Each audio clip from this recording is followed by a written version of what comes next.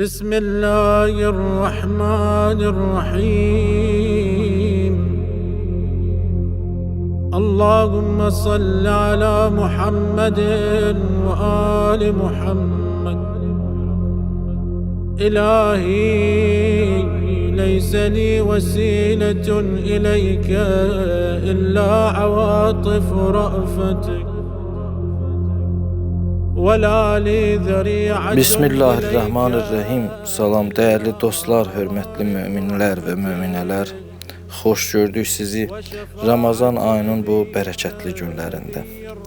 Allah'tan arzu eləyirəm ki, Allah öz lütf və mərhəməti ilə hamınızı bu Ramazan ayında bağışlamışlardan qərar versin inşallah. Bütün günahlarınızı əfv eləsin. Allah'tan arzu eləyirəm ki, Ramazan ayının feyiz və bərəkətindən bizi binəsib eləməsin inşallah.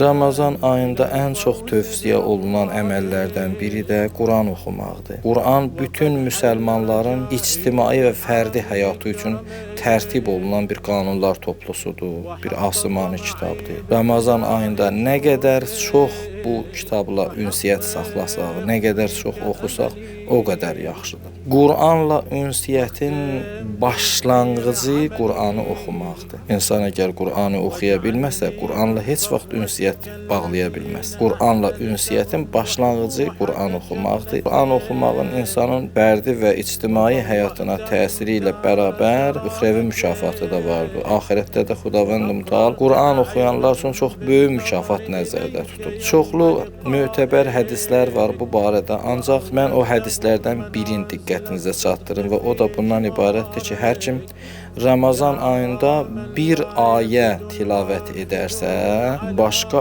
aylarda bir xətm Quranın mükafatına bərabərdir bunun mükafatı. Buna əsasən, əgər bir nəfər Bismillahirrahmanirrahim desə, elə bil bir Qur'anı xətm etmiş olur və əgər hər kim Ramazan ayında bir Qur'anı xətm eləsə, Qur'anda 6666 ayə olduğu üçün elə bil Ramazan ayında 6666 Qur'an xətm etmiş olur. Bu üstünlük, bu bərəkət, bu feyz Ramazan ayına məxsusdur. Ramazan ayından başqa aylarda belə bir şey yoxdur. Ramazan ayından başqa bir aylarda əgər bir ayə Quran oxusan, elə o bir ayənin savabını Xudavənd-i Mütəal nəsib eləyir insana. Amma Ramazan ayında bir ayə oxusan, bir Qur'anın xətminə bərabərdir. Ona görə də bu ayda səhlənkarlıq eləməyək və diqqətimiz olsun ki, heç olmasa gündə bir neçə dənə ayə oxuya bilir. Amma Qur'an oxumağın mükafatı bununla məhdudlaşmır, dəyərli dostlar. Qur'anı oxuyan və başa düşən, Qur'anın ayələrində düşünən insanların mükafatı qat-qat bundan çoxdur.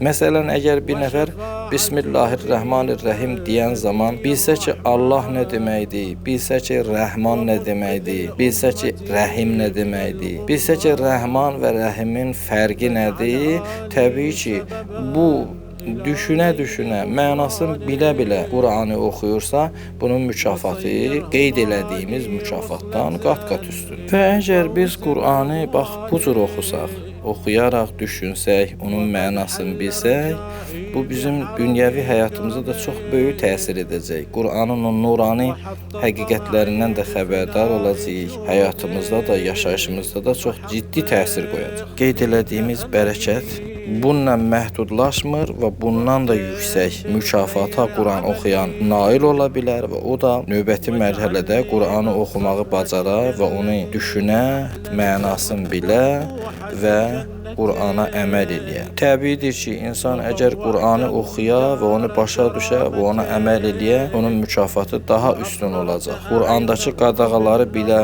Qur'andakı əmrləri bilə və o əmrləri icra eləyə. Əgər bir nəfər doktora müraciət etsə və doktor ona nüsxə yazarsa, dərmanlar yazarsa, o nüsxəni yalnız oxumaq və başa düşmək kifayət edirmi? Yalnız mən nüsxəni oxuyum və başa düşsəm də belə nüsxəni oxuyuram və başa düşürəm, amma dərmanları almıram və dərmanlardan istifadə eləmirəm və bunun heç bir faydası olmayacaq. Qur'anı oxumaq və başa düşmək və Qur'anın əmrlərinə və nəhiylərinə əməl etməklik bizə faydalıdır və bunun müqabilində bu mükafat nəzərdə tutulur. Yəni biz həyatımızda sərlövhə qərar versək və bütün rəftarımızı Qur'ana tətbiq etsək və bütün həyatımız bu Qur'anın qanunları çərçivəsində addım atsaq, inşallah səadətmənd olarıq hər iki dünyada.